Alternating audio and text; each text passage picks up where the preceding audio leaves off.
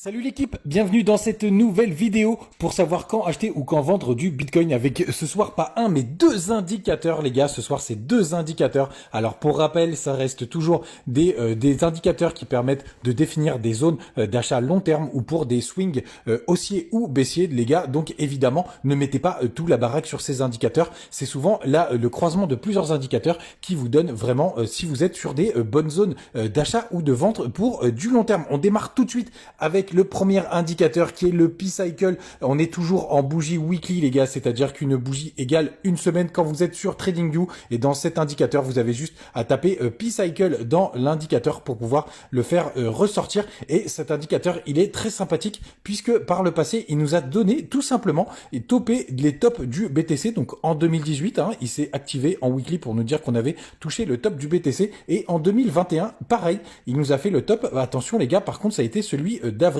Pour ceux qui me suivent tous les matins dans la matinale, vous savez que pour moi le top il a plutôt été ici, et qu'ici ça a été un énorme piège. Donc c'est ce premier indicateur qui est tout simple à lire, et c'est pour ça que ce soir vous en avez deux. On va le masquer. Et le deuxième indicateur les gars, c'est le BTC Mining Cost. C'est tout simplement le prix de minage d'un BTC qui vous fait cette magnifique courbe. Vous allez toujours dans l'indicateur, vous tapez BTC Mining Cost et vous allez voir cette petite ligne verte qui vous donne tout simplement les zones qui sont très profitables pour du BTC à long terme, puisque c'est le prix du minage. Et à chaque fois qu'on se rapproche de cette zone ou qu'on vient la toucher, ça démarre directement en 2013, vous êtes sur des très bonnes zones d'achat. Et vous pouvez voir que par le passé on l'a traversé que deux fois sur des zones qui sont très importantes. Donc par exemple pendant le crash du Covid, qui est quand même pour moi une anomalie de marché, on a complètement traversé. Mais sinon dès qu'on se rapproche de cette ligne, c'est vrai, de cette ligne pardon, c'est très intéressant. Et très récemment on est passé juste en dessous avec un passage éclair, et tout simplement sur cette bougie ça a été